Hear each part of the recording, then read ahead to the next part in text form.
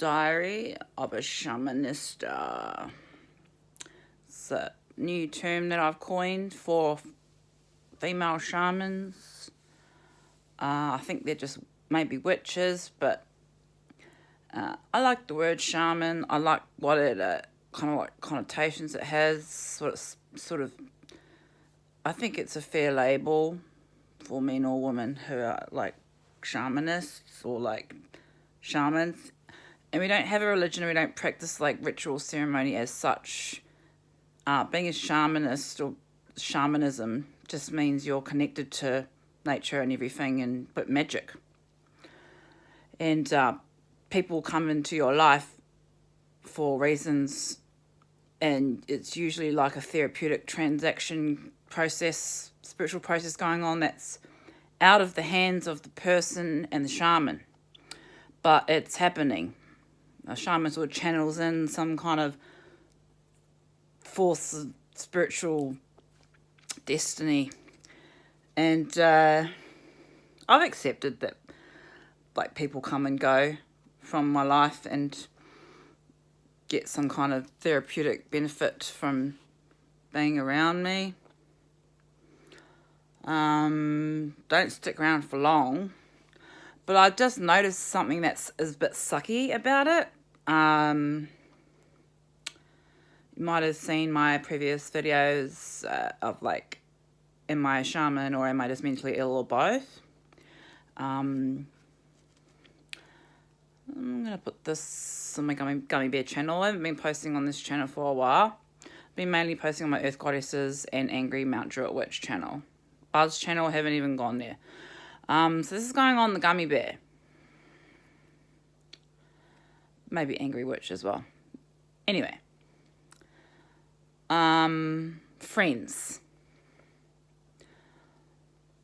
Need friends in life, pals.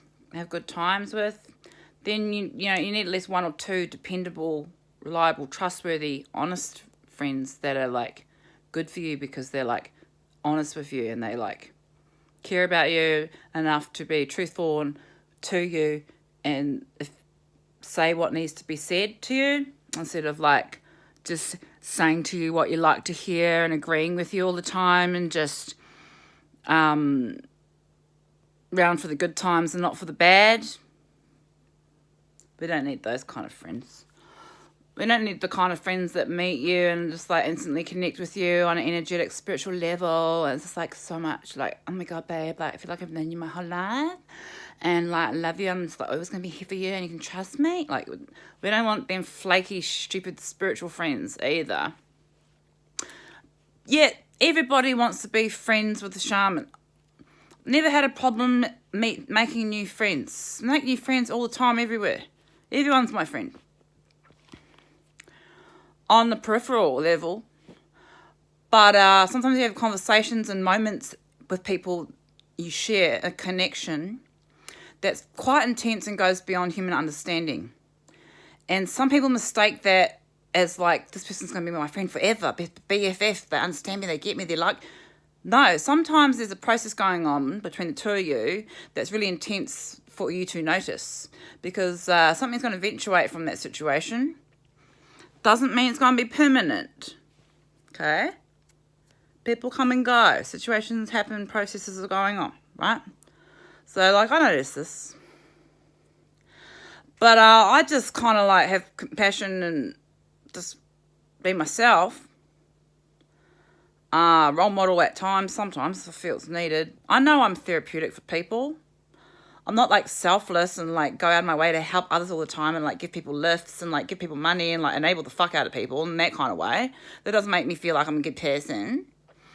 But I'm going to be realistic and look outside myself at situations, and I know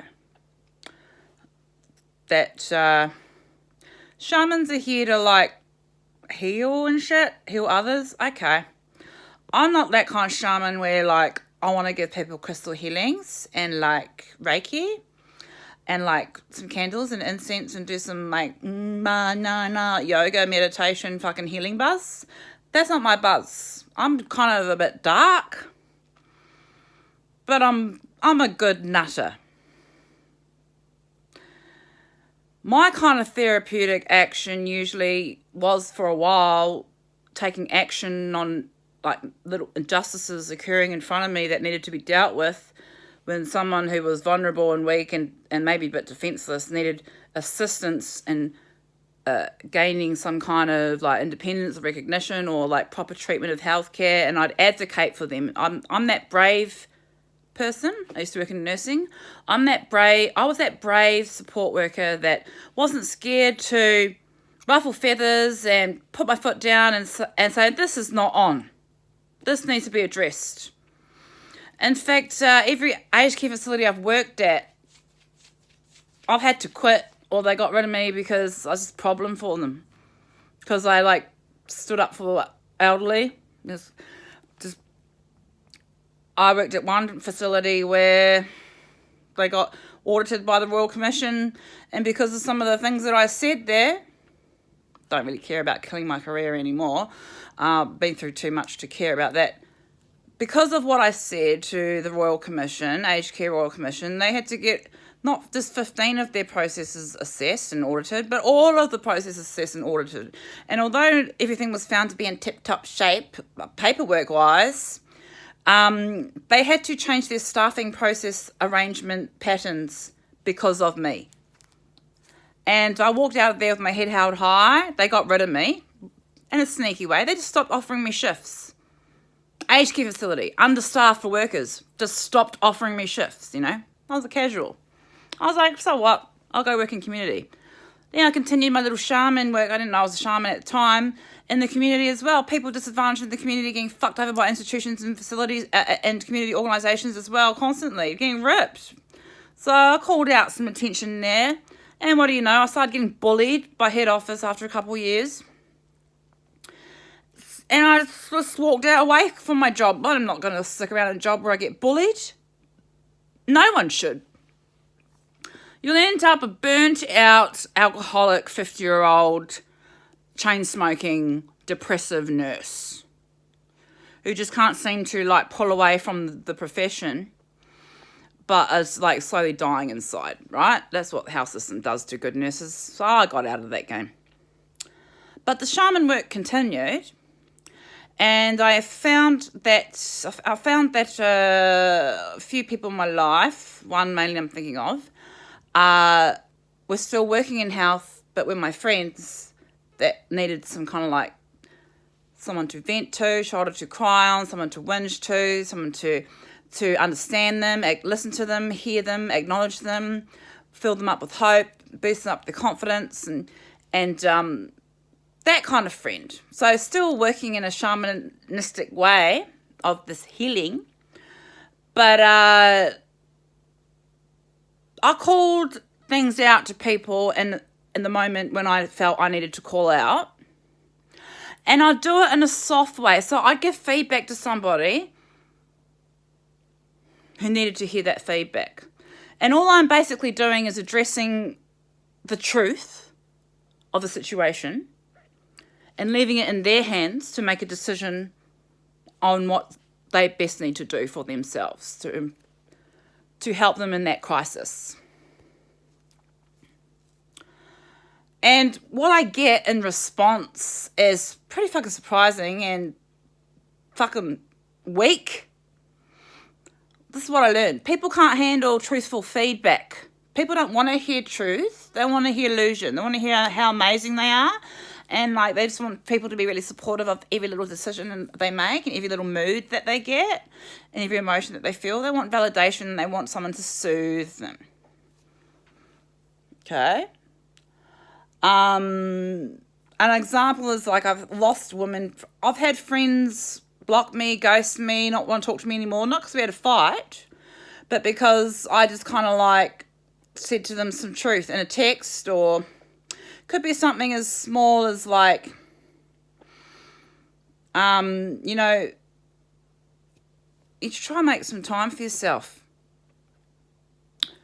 You deserve a break. You know, it might be nice for you to hang out with a friend once in a while. Because I've been blown off by you by about 5 times now. You know, that kind of stuff. Or in another more like other end of the spectrum, I was in a kind of like party situation, if you want to say. I wasn't working in nursing at that time. I was exploring DMT dimensions and hanging out with people who took acid and, you know, a bit on the wild side, traumatized people, just want to relax, have a good time, get some relief in life. These are my kind of people. She was a nursing student, full of potential, good, kind, caring, big-hearted woman. Young, foolish, driving around in my community while on acid and sucking that NOS stuff. Showing up to my house fucking high as a kite. I said, what are you doing driving around in my community high as fuck? We got kids on bikes around here at night time. Cut it out. That's it. And the fucking response I got, she fucking flared up, lost it, threw things around, stormed out, never heard from her again just because I fucking pulled her up.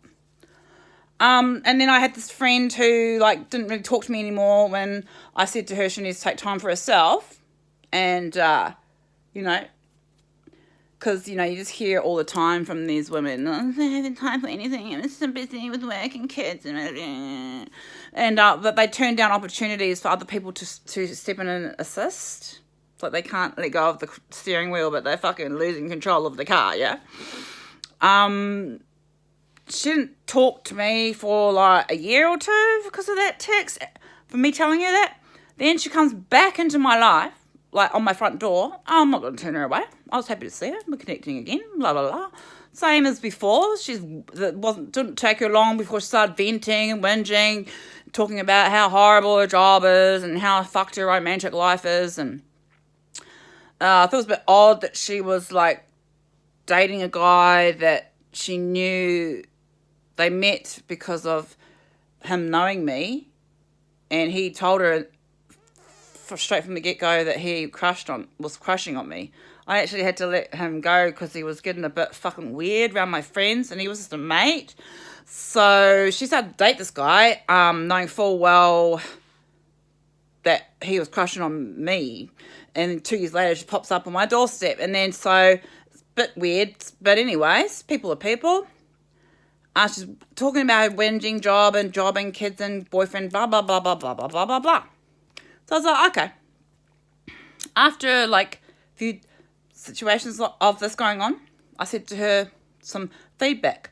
You know, I said, you need to like address, there's obviously some things in your life you need to address in your professional working life and your romantic personal life. So now you need to decide, make a choice. Are you brave enough to stand up for yourself and address this? Because it's the same old story I'm hearing from every single nurse I've ever met. Work life, understaffed, patients at risk, bullying. And sadly, a lot of them just stay in those situations and end up 50 years old, alcoholic, depressed, chronic health conditions, DUIs, marriage breakups. I said, I'll be waiting for you on the other side of this when you think you're going to be brave enough to make that step, to take action on your life, because your well-being is more important than any fucking job, any dollar that you're going to make. And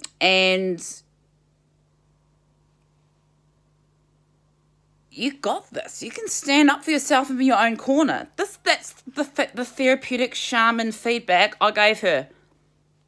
Now I haven't heard from her again. So, like, I don't know if people just, like, can't handle truth, or if people just come into my life and then once they hear that little bit of truth, they just, like, flitter off into the world.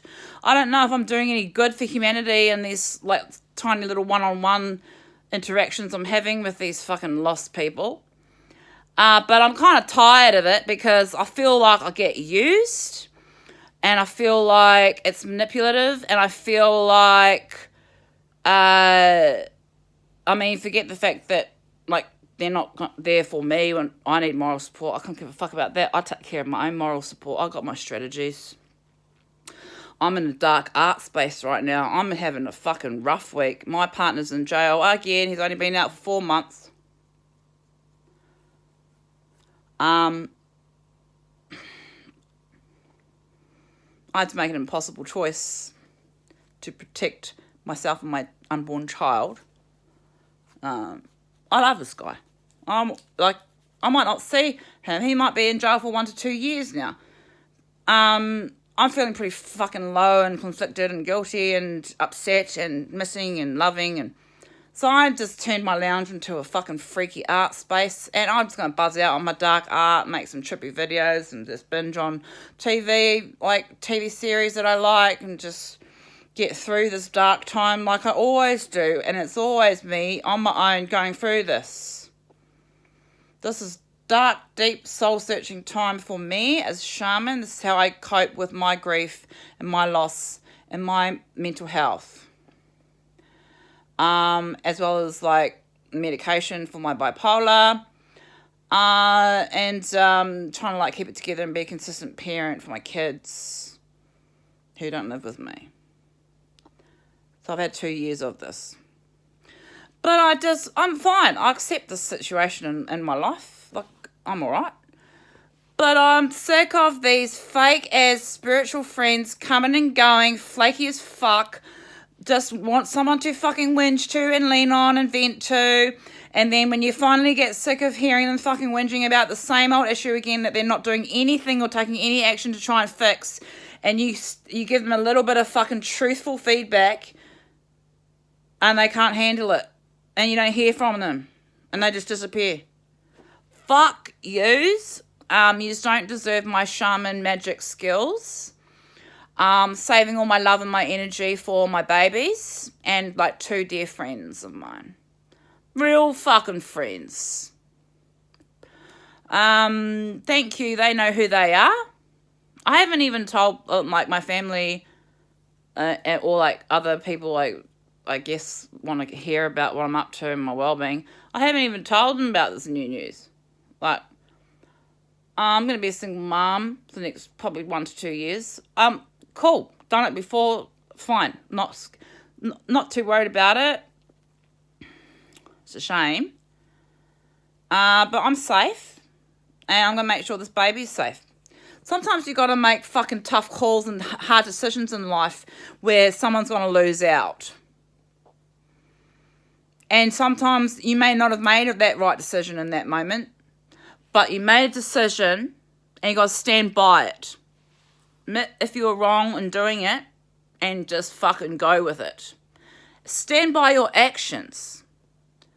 Act like from the heart. Do what you feel in your gut is right. Too many of us do what we think other people want us to do, or act, or behave, or carry, or do. Like, very few people I meet are actually brave enough to do what they want to fucking do for themselves and their life. That's brave. Not helping out every Tom, Dick, and Harry and being there for everybody and having no boundaries and rushing into new situations and friendships like it's so amazing and flaking out. No. Staunch, brave, stick up for yourself, stick up for your loved ones, know what the fuck is what, make clear fucking decisions, not just logical ones, heart-based ones. And you can't go wrong in life. You can put your head on your pillow at night and sleep knowing you've done good. And you're not scared to die tomorrow because you stand by all the actions you've ever done and things you've ever said to anybody. That's the way you got to live. In my opinion, that's how I live. And people are attracted to this. And they like this kind of energy flow. And they want to come into my life and get a bit of taste of that energy flow. And I let them. But when they can't handle the feedback, and I give it to them nice and gentle too, because like I did a nursing degree, I learned about professional communication. I actually tutored students on professional communication, on how to communicate professionally and ethically and calmly and assertively and with empathy. Because cunts don't know how to communicate, cunts don't know how to listen. But everybody wants to be heard and everyone has a voice that needs to be acknowledged. Okay? So it's about finding commonality in every conversation you have with somebody so that they feel at ease around you and they can relax and they can trust, and then the real work or the process of what's going on can occur naturally.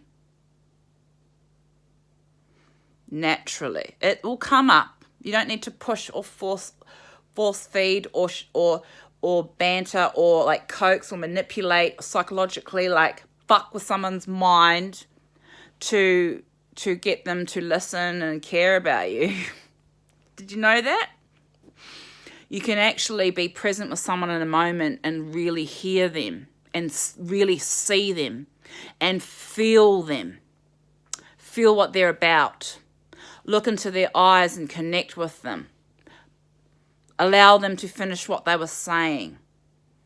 Recognize when the conversation is steering towards just nowhere land, and knowing how to act appropriately when that happens.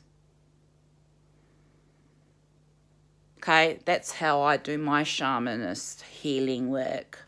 You know, I had this one woman, we're really intense friends, you know, on and off when she's, you know, needs me for something or shit like that. She's a lovely, lovely girl going through her own journey of exploration, spiritual fucking awakening. Yeah, those ones.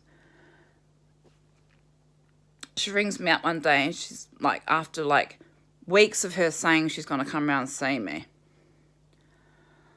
I really want to do it at 9 o'clock in the morning. I'm half asleep, man. I sleep in. I really want to do a healing with you over the phone. I felt so much healing energy, and I'm sorry I haven't come to see you, but I think we can just do a healing right now on the phone. I said, I'm sorry, I'm half asleep. They said, yeah, but I really want to do a healing for you. I said, I'm sorry, I'll another time. It's all great that you want to do a healing to me over the phone. First of all, fuck you for thinking you can like try and heal me. I'm my own healer as you are your own. Don't impose your fucking spiritual healing ways onto me. I'm all good. 3, show up and be a friend and follow through with what you say you're going to do. Don't bring me up after 5-6 weeks of nothing wanting to do a healing. Like, can you see how fucking... This is why I'm fucking a dark shaman. Because these fucking little healers who are so lost, they don't even know their own dark aspects of their own psyche. They haven't even explored within their subconscious, primal instinct, darkness, demons, trauma. They don't even love themselves yet, and they want to try and heal others. Fuck off. Deluded cunts.